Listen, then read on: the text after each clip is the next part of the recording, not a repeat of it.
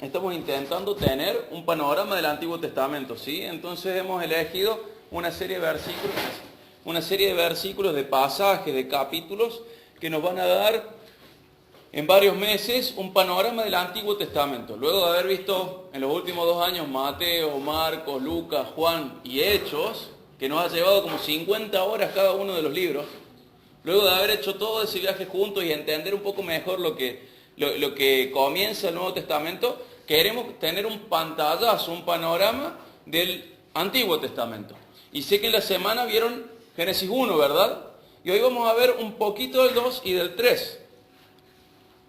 Vamos a leer el 3 entero hoy.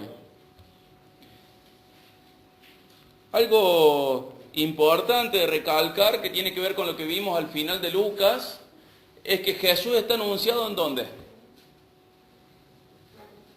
En todo el Antiguo Testamento. Todas las escrituras hablan de él. Tanto las escrituras que había escrito Moisés. ¿Cuántos libros escribió Moisés? 5. Escribió los primeros 5, ¿sí? Génesis, Éxodo, Levítico, Números y Deuteronomio. Ese es el nombre más difícil.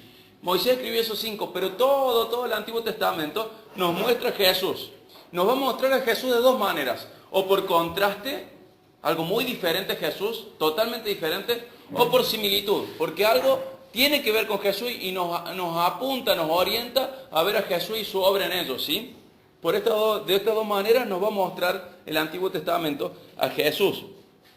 Pero tenemos que saber que la Biblia nos habla una y otra vez de Jesús y de su obra, del Evangelio, de su vida, de su muerte, su resurrección. Una y otra vez nos dan ejemplos de eso. Y en el primer capítulo hay algo que es muy llamativo. Fíjense que Dios crea algo y que dice que es bueno. Crea algo, dice es bueno, es bueno, es bueno. En el 1.1, el 1.10, 1.12, 1.18, 1.21, 1.26, 1.27, 1.28, 1.31. Dios ve lo creado y dice esto es bueno. Incluso es bueno hasta en gran manera. Todo lo creado era bueno, era excelente, estaba completo. Dios daba testimonio y decía, esto que fue creado es bueno. No es más o menos, no es malo, es bueno. Y después en el segundo capítulo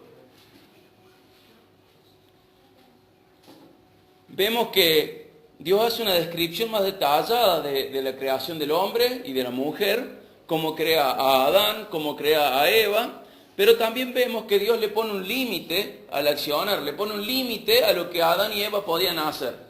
Al final del 1, el Señor les dice que ellos pueden señorear sobre la tierra y también les dice que ellos tienen que multiplicarse y llenar la tierra.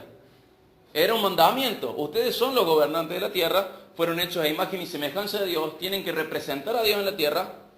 Pero en el 2 les dice, pueden comer cualquier fruto de todo el huerto del Edén. Cualquier fruto, excepto uno. Y eso es importante también ver en el 2. Podían comer de cualquier fruto, menos de uno. ¿Y cuál creen que van a ir a comer Adán y Eva? Ese mismo, el que no se podía. Es como cuando leemos un cartel que dice pintura fresca y nosotros ¿qué vamos a hacer? Vamos a ver si está tan fresca como dice el cartel, ¿o no? Somos así. Somos así. El pecado es una demostración de que nosotros queremos imponer nuestra voluntad frente a la voluntad de Dios. Nos pasa cuando somos chicos. Papá y mamá nos dicen, no hagas esto, ¿y qué vamos a hacer nosotros? Eso. Porque no queremos que alguien nos diga qué hacer. Queremos nosotros decidir qué hacer. Y acá Adán y Eva tenían la libertad de comer cualquier fruto excepto uno. ¿Y cuál van a ir a comer Adán y Eva? Justo ese. Y así, pensando en esto, nos vamos a meter en el capítulo 3. Lo vamos a leer entero, el capítulo 3. Dice así, la serpiente era el más astuto de todos los animales salvajes que el Señor Dios había hecho. Cierto día le preguntó a la mujer, ¿de veras Dios les dijo que no deben comer del fruto de ninguno de los árboles del huerto? Claro que podemos comer del fruto de los árboles del huerto, contestó la mujer. Es solo del fruto del árbol que está en el medio del huerto de que no se nos permite comer. Dios dijo, no deben comerlo, ni siquiera tocarlo. Si lo hacen, morirán. No morirán, respondió la serpiente a la mujer. Dios sabe que en cuanto coman del fruto se les abrirán los ojos y serán como Dios, con conocimiento del bien y del mal. La mujer quedó convencida. Vio que el árbol era hermoso y su fruto parecía delicioso. y quiso la sabiduría que le daría. Así que tomó del fruto y lo comió. Después le dio un poco a su esposo que estaba con ella y él también comió. Hasta acá por ahora, ¿sí? El 3, del 1 al 6. Vemos que todo lo creado era bueno. Dios había sido claro con sus mandamientos. Las instrucciones habían sido sencillas. Sí. Y a pesar de que todo era bueno y que los mandamientos habían sido claros, vemos que el hombre va contra uno de los únicos mandamientos de Dios. Va contra el único mandamiento prohibitivo. El único mandamiento que decía, no hagas esto, es lo que el hombre va a hacer. ¿Sí? El único mandamiento que le daba una prohibición es lo que el hombre sí va a hacer. A pesar de poder elegir entre un montón de frutos, ¿cuál va a elegir? El prohibido. A pesar de poder elegir cualquiera de los frutos.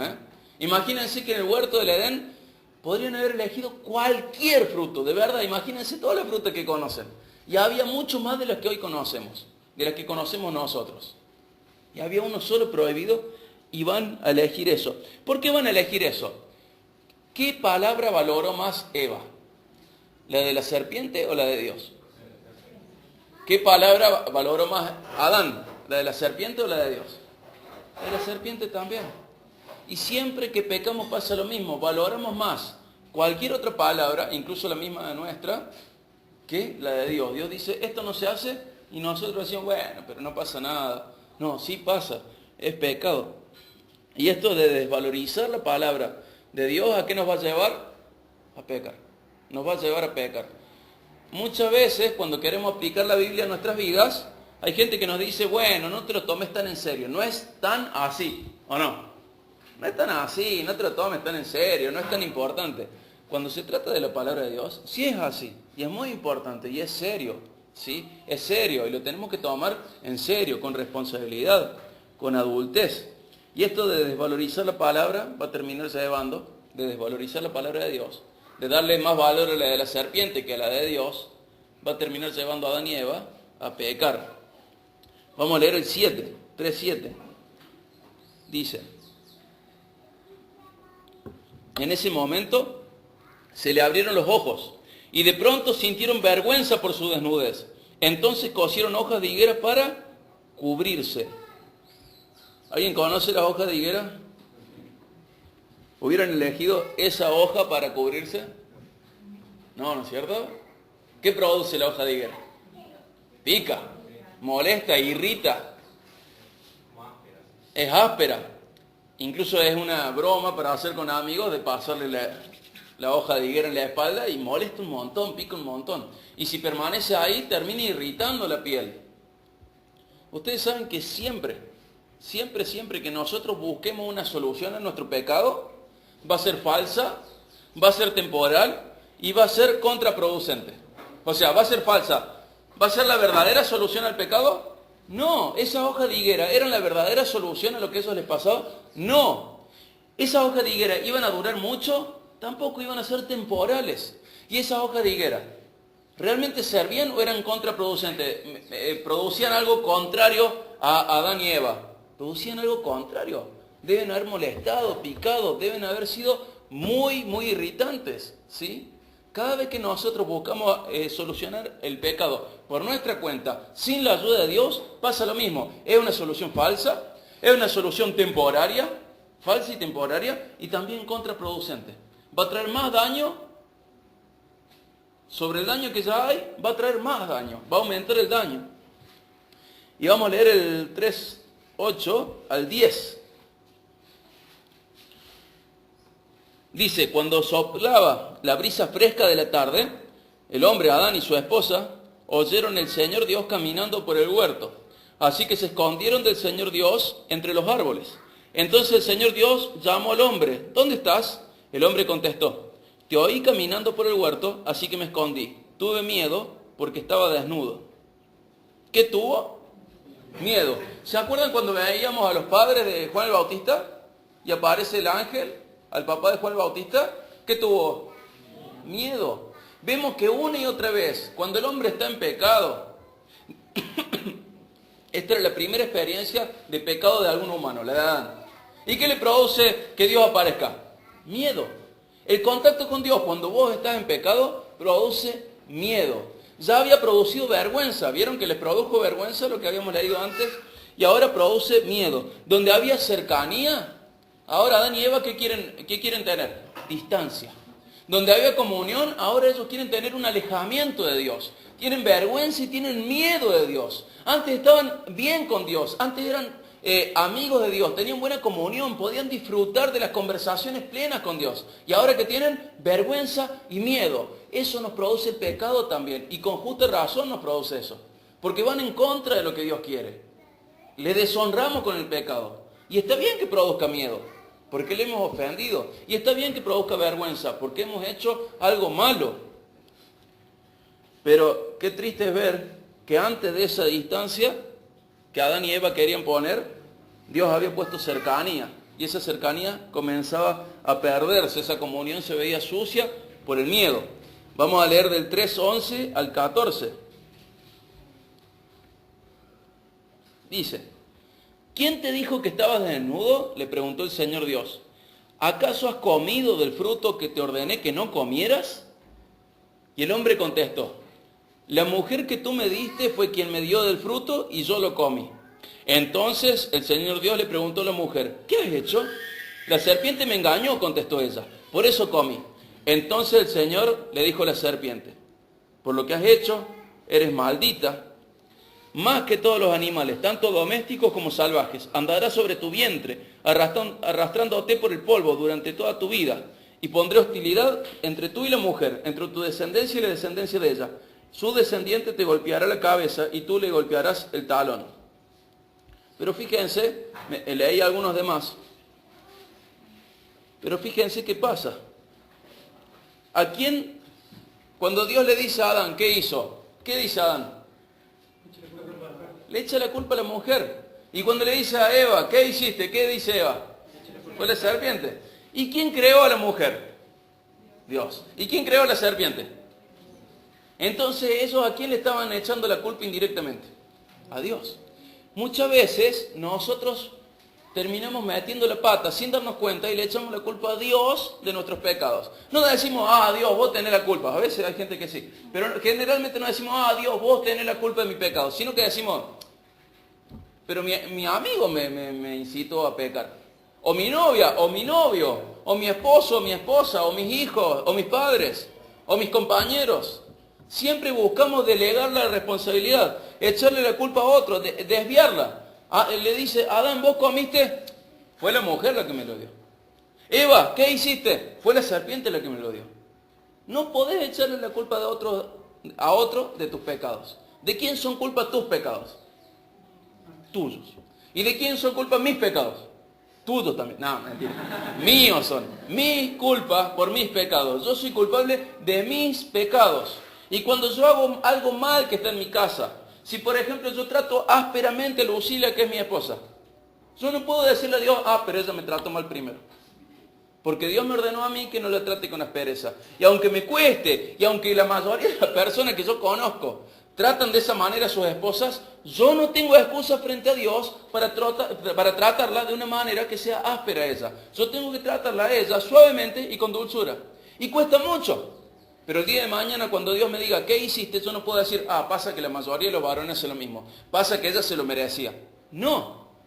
Yo soy culpable por mi pecado frente a Dios. Y vos sos culpable por tu pecado frente a Dios.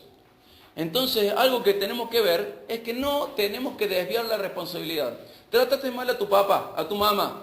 Pero él me gritó primero. No importa. Vos sos culpable por tu pecado. Trátate mal a tu esposo, tu esposa, tus hijos, tu papá, tu mamá, tus compañeros, tus amigos, tu vecino, quien sea. El del otro auto, también. El de la otra bici, el de la otra moto, también. Tus pecados son culpa tuya. Y nada que haga otra persona te justifica a vos frente a Dios. Lo que vos hiciste está mal. No importa quién esté a tu alrededor, no importa que otro haya motivado eso. Tu pecado es culpa tuya. Tu pecado es responsabilidad tuya. ¿Cuántas veces hacemos eso, no? Y buscamos justificarnos diciendo, pero es el que tengo al lado, pero el ejemplo que recibí en mi casa era este. ¿Cuántas veces decimos, bueno, pero es justo que yo lo trate de esta manera mala, porque él me trató de manera mala primero a mí? Pero está mal, eso está mal. ¿Acaso Dios es culpable de mi pecado? ¿Dios el que creó al otro es culpable de mi pecado? No. No, yo soy culpable de mi pecado. Yo soy culpable de mi desobediencia. Y tenemos que pensar hasta acá esto que habíamos pensado, que habíamos visto. Dios dice, esto no se hace, y nosotros tenemos esa tendencia a hacer eso que Dios nos prohibió. Siempre, siempre. Y tenemos que cambiar eso. Además de eso, tenemos que ver que cuando pecamos, no tenemos que escondernos de Dios. Porque el único que va a dar una solución verdadera a nuestro problema de pecado, ¿quién va a ser? Él. Muchas veces por pecado terminamos escondiéndonos de Dios. No queremos orar, no queremos leer la Biblia, no queremos venir a la iglesia, queremos estar lejos de todo lo que tenga que ver con Dios. Pero ese no es el camino. Incluso en ese camino que estamos tomando con esa actitud, estamos buscando soluciones falsas, temporarias y contraproducentes a nuestros pecados. Nosotros tenemos que buscar soluciones definitivas a nuestro pecado. ¿Y quién nos va a dar la solución verdadera, definitiva, real de nuestro pecado? Dios, y nadie más que Dios. Tercero, no tengo que echarle la culpa a nadie de mi pecado. Yo soy responsable frente a Dios por mi pecado. Nadie más que yo es responsable por mi pecado. Nunca nadie. Y nadie más que vos es responsable por tu pecado. Nunca. Nadie más. Solamente vos sos responsable frente a Dios por tu pecado. Y acá aparece algo muy lindo. Tenemos que ver qué hace Dios. ¿Qué hace Dios? Vamos a ver cómo Dios con su misericordia provee la solución temporal y promete la solución definitiva. Recuerden que esto fue hace miles de años, hace entre 4.000 y 6.000 años, ¿sí? Esto hace muchísimos años. ¿Hace cuánto nació Jesús? Hace 2.000 años. Esto fue antes de que naciera Jesús. Adán y Eva son los primeros humanos sobre la tierra. Vamos a leer Génesis 3:15. Dice, pondré hostilidad entre tú y la mujer. Le está diciendo a la serpiente. Entre tu descendencia y la descendencia de ella. Su descendiente te golpeará la cabeza y tú le golpearás el talón. ¿Qué significará esto? A la serpiente le dice, voy a poner hostilidad entre vos y la mujer. ¿Sí? Va a haber un descendiente de la mujer que vos le vas a herir, le dice a la serpiente, el talón, va a ser una herida menor. Pero ese descendiente de la mujer te va a aplastar la cabeza, te va a herir en la cabeza. Vos lo vas a herir un poco, pero él te va a herir de muerte, te va a destruir. ¿Quién será ese gran descendiente de la mujer? Jesús. Jesús es el descendiente de la mujer. Y acá Dios está prometiendo la solución definitiva al pecado. Dios está prometiendo un descendiente de la mujer que iba a destruir las obras del diablo. Por este pecado entra la muerte. La muerte tiene tres aristas, vamos a decir. Por un lado está la muerte física, que es lo que nos está pasando a todos nosotros. Todos nosotros estamos muriendo de a poco. Nos empezamos a arrugar, empezamos a envejecer, los órganos empiezan a fallar hasta que un día morimos. Esa es la muerte física, la muerte biológica. También es por el pecado esto. Segundo está la muerte espiritual. Es la pérdida del favor de Dios. Donde había comunión, ahora hay distancia. La muerte espiritual. Y tercero está la muerte eterna. Es la separación de Dios para siempre. ¿En dónde vamos a ver esto de la separación de Dios para siempre? En el infierno. La separación de Dios para siempre. Las tres cosas existen, los tres tipos de muerte existen por el pecado. La muerte física, biológica, la muerte espiritual, perdiendo el favor de Dios, y la muerte eterna, de eterna condenación. Y ustedes saben que a veces nos confundimos y pensamos que el diablo reina en el infierno. ¿Será verdad que el diablo reina en el infierno? No, el diablo también va a estar en esa muerte eterna, alejado de Dios para siempre, alejado de cualquier destello, incluso lejano de favor de Dios. El diablo va a estar siendo atormentado en el infierno durante toda la eternidad. ¿Por qué? Porque está muerto eternamente. ¿Sí? Estas tres ramas o aristas o maneras de definir la muerte entraron por el pecado. Y Dios va a prometer una solución definitiva. Este descendiente de Eva, este descendiente de la mujer, iba a destruir la muerte, que era la obra del pecado a través de la obra del diablo, para siempre, para siempre. Y desde ahí es re lindo lo que vamos a ver, porque una y otra vez ellos van a estar esperando a este gran descendiente de la mujer. Y muchos de ellos no lo van a ver, y nosotros sí sabemos quién es. Y eso nos hace muy bendecidos. Eso nos llena de bendiciones, saber quién es este gran descendiente de la mujer que destruye las obras del diablo, la muerte.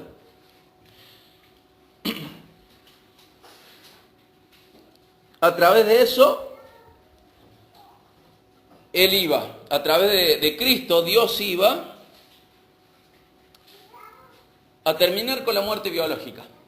¿Por qué? Porque un día la muerte biológica no va a existir más. En el cielo nadie va a morir. Y nosotros el día de mañana, si creemos en Cristo, vamos a resucitar, ¿sí? Iba a terminar con la muerte espiritual. Porque si estamos en Cristo, ya no perdimos el favor de Dios, sino que ganamos en Cristo el favor de Dios. Y nos vamos a salvar de la muerte eterna. Porque no vamos a ir al infierno. Pero solamente a través de ¿quién? A través de la fe en Jesucristo. A través de creer que Él es el Salvador y Él es el Señor, que Él es el Hijo de Dios y Él murió en nuestro lugar. Como hemos leído varias veces en 2 Corintios 5, 14 al 21, el que no conoció pecado fue hecho pecado para que nosotros fuésemos hechos justicia de Dios en Él.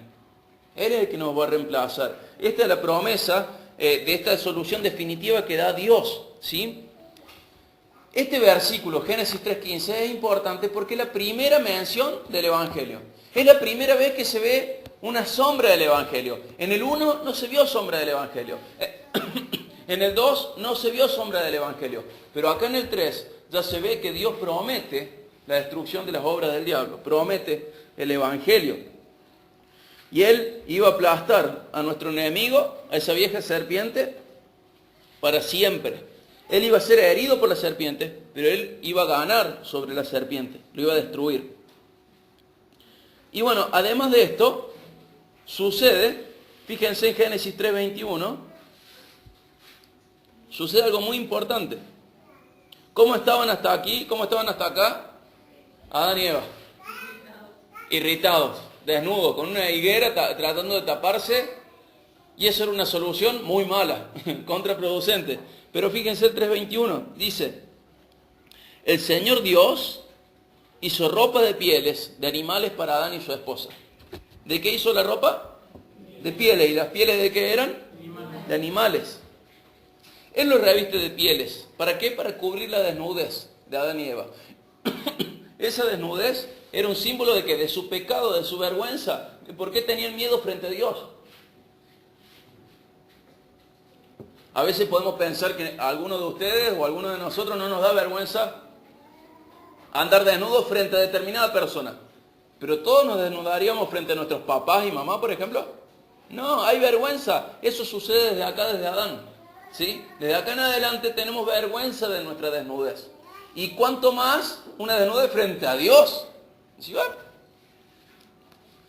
No quiero que me vea así. Nos sentimos sucios así.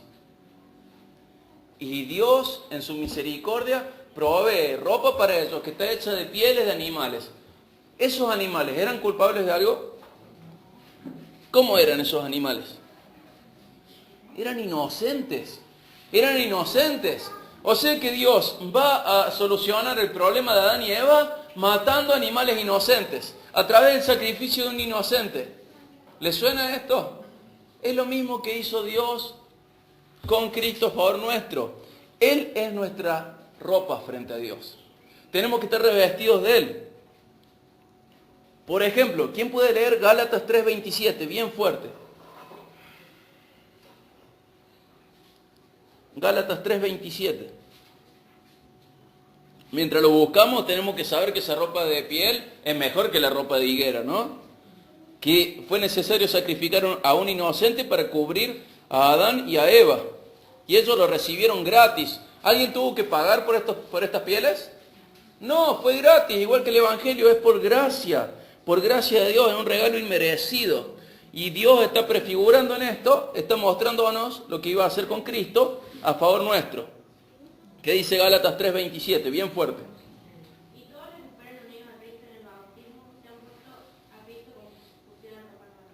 Se han puesto a Cristo como si fueran ropa nueva. Ese bautismo del que habla Gálatas 3:27 no es el bautismo de aguas, es el bautismo de la salvación. Recuerdan que el bautismo de agua representa que nosotros vivíamos de una manera, que hemos muerto, somos sepultados en el agua y hemos resucitado para vivir de otra manera. Pero es una manifestación lo que pasa en el agua, es un simbolismo de lo que ya pasó dentro nuestro. Nosotros vivíamos de una manera, morimos de esa manera, dejamos de vivir de esa manera y ahora resucitamos a una nueva manera de vivir. Ahora nos importa lo que Dios dice. Ahora queremos agradar a Dios. Ahora buscamos agradar a Dios. No queremos ofenderle más. ¿Estamos revestidos de quién? De Cristo. Y Cristo también va a ser sacrificado a favor de los culpables. Siendo inocente, puro, perfecto, sin mancha, a favor de nosotros culpables, impuros, llenos de delitos, llenos de pecados, llenos de cosas que ofendieron a Dios. Y la Biblia nos enseña que tenemos que dejar atrás la vida de pecado y vestirnos de Jesús, vestirnos de Cristo. ¿Cómo será esta ropa? ¿Cómo será esta vestimenta de Cristo? ¿Cómo es Cristo? Cristo es la única manera, es la única vida que agradó al Padre. Cristo, por lo menos 2 veces recibió esto del Padre. Este es mi Hijo amado en quien tengo complacencia. Dios sentía complacencia. Dios se agradaba, a Dios le agradaba ver la vida de Cristo. ¿Le agradará ver nuestras vidas así como están? La mía no. Pero ¿de quién estoy revestido si soy salvo? De Jesucristo. Eso es lo importante. Y si yo estoy revestido de Jesucristo, ¿cómo merece Dios que yo viva? ¿Pareciéndome a quién? A Jesucristo. Entonces este ropaje que en varios versículos nos dice cómo está compuesto, otro día vamos a ver cómo está compuesto esto de parecernos a Cristo, es lo que Dios ve de mí. Porque Él prometió esta solución definitiva y real a mi problema de pecado. Y esa solución definitiva y real de nuestro pecado está en Cristo. Fíjense, por ejemplo, Romanos 3, 21 al 26.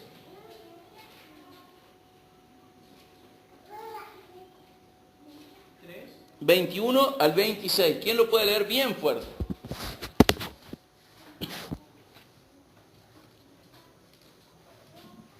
Romanos 3, 21 al 26. Pero ahora, tal como se prometió tiempo atrás en el escrito de Moisés y de los profetas, Dios nos ha mostrado cómo podemos ser justos ante Él sin cumplir con la exigencia de la ley. Dios nos hace justos a sus ojos cuando ponemos nuestra fe en Jesucristo. Y eso es verdad para todo el que cree, sea quien fuera. Pues todos hemos pecado, nadie puede alcanzar la meta gloriosa establecida por Dios. Sin embargo, con una bondad que no merecemos, Dios nos declara justos por medio de Cristo Jesús, quien nos liberó del castigo de nuestros pecados. Pues Dios ofreció a Jesús como el sacrificio por el pecado. Las personas son declaradas justas a los ojos de Dios cuando creen que Jesús sacrificó su vida al derramar su sangre. Ese sacrificio demuestra que Dios actuó con justicia cuando se contuvo y no castigó a los que pecaron en el pasado, porque miraba hacia el futuro y de ese modo los inclinaría en lo que llevaría a cabo en el tiempo presente. Dios hizo todo eso para demostrar su justicia, porque Él mismo es justo e imparcial y declara a los pecadores justos a sus ojos cuando ellos creen en Jesús. Por favor, léeme el 27, por favor. ¿27? Sí. ¿Podemos entonces jactarnos de haber hecho algo para que Dios nos acepte? No, porque nuestra libertad de culpa y cargo para la ley. ¿Podemos entonces jactarnos de haber hecho algo para que Dios nos acepte? No, porque nuestra libertad de culpa y cargo no se basa en la obediencia a la ley. Está basada en la fe. Fíjense qué importante este pasaje, cuántas cosas resume. Dice que Jesús básicamente da su vida por nosotros. Realmente da su vida por nosotros. Y en vez de nosotros tener que dar con las exigencias de Dios, para que Dios nos aprobara, mejor dicho, para que Dios nos aceptara, ¿quién se pone en nuestro lugar para ser aceptado por Dios? Cristo. Entonces, porque Cristo ocupó nuestro lugar, porque ganó esa aprobación de parte de Dios, si nosotros creemos en Él, podemos ser aceptados por Dios. Ese es el único camino. Este pasaje es muy, muy importante. Este pasaje nos muestra de que Dios nos hace justos cuando ponemos nuestra fe en Cristo. Nos muestra que Dios nos hace justos no a través de las exigencias suyas, excepto de una, creer en Jesucristo. No a través de las exigencias morales o rituales o ceremoniales, sino a través de la fe en Jesucristo. Y este es un regalo que se recibe por gracia, de manera inmerecida, a través de la fe. Y vemos que Jesús también es el Adán perfecto. Tenemos otros pasajes para leer en otro momento que muestran que Jesús es el Adán perfecto. ¿Como Adán perfecto habrá roto algún mandamiento? No. Jesús obedeció en todo y agradó en todo. Y esa obediencia perfecta que Él tuvo con Dios Padre, se nos imputa a nosotros. ¿Y nuestro pecado en dónde se imputa? A Cristo. Por eso pasó lo que pasó en la cruz. Nuestro pecado se carga sobre Cristo, pero esa obediencia perfecta, esa rectitud, ¿a quién se le cargó? A nosotros. Y estamos revestidos de Cristo. Y más allá de todos los versículos que podemos incorporar en este momento a esta reflexión, quiero que leamos el último, que es 1 de Juan 2.6. 1 de Juan 2.6.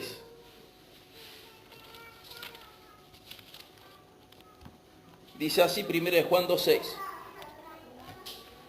Teniendo en cuenta, ¿no? Mientras lo buscan, comento. 1 de Juan 2.6. Teniendo en cuenta que Jesús ha dado su vida por nosotros, que nosotros podemos ser beneficiados por este regalo, por esta obra que Dios ha hecho, por su sufrimiento podemos ser beneficiados, por su rectitud podemos ser beneficiados, por su resurrección podemos ser beneficiados, por su vida, por su muerte, por todo lo que Él ha hecho, podemos ser beneficiados por gracia a través de la fe. ¿Qué merecerá Él de nosotros? Merece esto que dice acá en 1 de Juan 2.6. Los que dicen que viven en Dios deben vivir como ¿qué? Como Jesús vivió. Los que dicen que viven en Dios deben vivir como Jesús vivió. ¿Y cómo vivió Jesús? Buscando siempre agradar al Padre. Buscando siempre ser de agrado al Padre. Buscando siempre complacer al Padre. Entonces, ¿qué tenemos que revisar nosotros? Primero, tenemos que revisar que nuestro pecado siempre es ir en contra de la voluntad de Dios. Siempre es querer imponer nuestra voluntad contra la de Él. Segundo, tenemos que tener en cuenta que cada solución al pecado es falsa si viene de nuestra parte. Es falsa, temporal y es contraproducente, va en contra de nosotros. Tercero, tenemos que cuidarnos de no buscar justificar nuestro pecado ni de buscar echarle la culpa a los demás. Nuestro pecado es culpa nuestra. Y cuarto, lo más importante, tenemos que saber que Dios en su misericordia provee la solución definitiva y real a nuestro pecado. Y que fuera de esa solución no hay otra manera de solucionar el pecado. Y quinto, ¿qué merece Dios por haber solucionado este pecado, nuestra vida? Por haber solucionado nuestra vida de ofensas a Él, por haber solucionado, mejor dicho, nuestra condición de enemigos suyos y habernos puesto en la condición correcta con Él, habernos hecho amigos de Él. ¿Qué merece? Que vivamos como Jesús vivió, agradando al Padre, ¿sí? Eso por hoy. Ese es el mensaje de hoy, ¿sí? Vamos a orar. Señor, te damos gracias porque sos claro en tu palabra. Te damos gracias porque a través de tu palabra podemos verte, podemos conocer tus planes, podemos conocer que vos hace milenios prometiste una solución real contra el pecado. Una solución real para nuestras vidas, para beneficiarnos a nosotros los que creemos en vos. Hace milenios vos prometiste que Cristo iba a venir y que iba a destruir las obras del pecado, las obras de la muerte, las obras del diablo. Prometiste que nuestro Jesús, nuestro Cristo, nuestro Salvador iba a derrotar para siempre a nuestros enemigos. Prometiste, Señor, darnos una solución que se iba a aplicar por gracia, por misericordia. Gracias, Padre, por Jesucristo, porque a partir de Él podemos entrar en una relación correcta con vos. Gracias, Padre, por bendecirnos de manera tan importante, tan profunda. Gracias, Señor, por no habernos dejado con nuestras miserables hojas de higuera, tratando de huir de vos en vergüenza y miedo. Gracias porque proveíste el ropaje perfecto que es Jesucristo, para que al mirarnos a nosotros, los que creemos en vos, mires a tu Hijo, el que te complace. Gracias, Padre, por este amor tan grande. Gracias, Padre, por amarnos de esta manera, a pesar de nosotros, a pesar de nuestro pecado. Gracias, Padre. Te rogamos en esta hora, Señor, que si alguno de nosotros, de los que estamos en este lugar, no te ha reconocido como Señor y Salvador, no ha reconocido a tu Hijo como Señor y Salvador, no ha reconocido sus pecados, te rogamos, Señor, que el Espíritu Santo, que tu Espíritu Santo lo convenza de quién sos vos, de quién es Él y de lo que ha hecho, y de lo que has hecho vos también. Rogamos tu bendición, Señor. Por favor, bendecinos. En el nombre de Jesús, amén.